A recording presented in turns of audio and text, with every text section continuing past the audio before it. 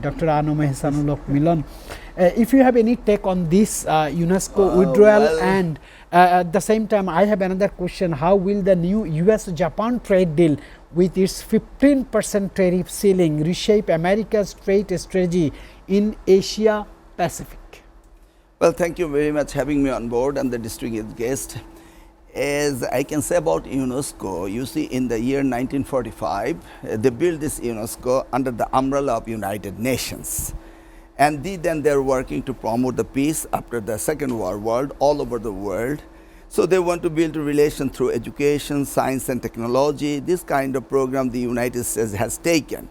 And they're the largest donor of the United Nations, like 22%. And above of that, UNESCO, they contribute every year $150 million plus $150 million extra to this UNESCO Commission.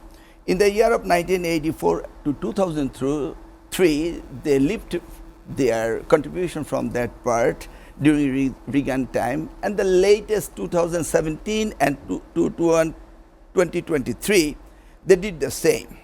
So right now, the Trump administration is saying that the UNESCO Commission is talking in favor of Palestine because there is a genocide going on Palestine. That is the reason United States is now taking off, lifting their donation from that part, which one is the contrary to the aim, the way they build this UNESCO Commission. I believe that is the way US are right now seeing. Well, let's come to the second commission, the trade about Japan and United States. You see, this government Trump, they are having in their mind, they want to fill up the trade gap between the countries they import and they export. Japan usually export more than $45 billion per year car to United States, the direct export from Japan. United States has a nearly $700 billion car market. In the car market in United States and domestically, nearly 55% car imported from the other countries as well as Japan. Previously, Japan made some plant in United States. They import the parts and spares and all those things. They assemble the car in different states of United States. And they are trying to take a loop from the tax, like they're usually paying 2.5% to 15% tax. The imported SUV was 25%. Now Trump is thinking that we should not allow Japan to export such a big number of cars in United States. As we understand, in the 80s, United States was driving fuel consumption car, 8-cylinder car, big, huge car we had seen in the United States. They are not efficient to make a fuel efficiency car. And during 1982's Reagan time, they are thinking to build the fuel efficiency car. And that point, Japan and United States built a joint collaboration, the car company, the name Nova, Toyota, and General Motors in South American country, Colombia. And that plan didn't work because Nova naming was wrong, because Nova is the moon, and in different language, Nova not to go. So that conflict came and that project was completely failure. United States always tried to keep this $700 billion domestic market car in their hand. Now they are trying to do this balance with Japan. So now they decided to have a 15% across the board to import the car. This is the ceiling right now, which one United States will be very much beneficiary, as I see right now in the Trump's policy. You are a politician, you served as a minister, and you are an academic as well. My question would be similar to Dr. Muhammad Imadur Rahman. How credible is Israel's warning of a renewed military campaign against Iran? Could this escalate into a wider regional conflict? Let me give you one line. Israel started attacking Iran. America has come for giving the finishing. Attacking in the nuclear sites. Then war is over, both the party has come into a ceasefire agreement or ceasefire commitment. Now again, Israel is warning Iran to attack again.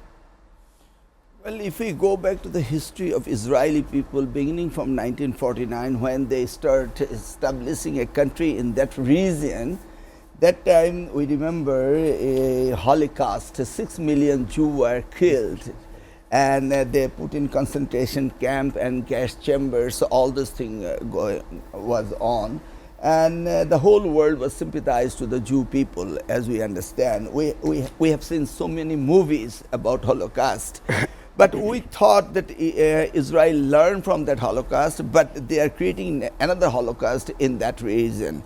Well, I do agree with his statement that, and as you said, America has a different plan with Israel to control over Middle East, because that's the gold mine area in the earth. All this, expensive fuel coming from that part.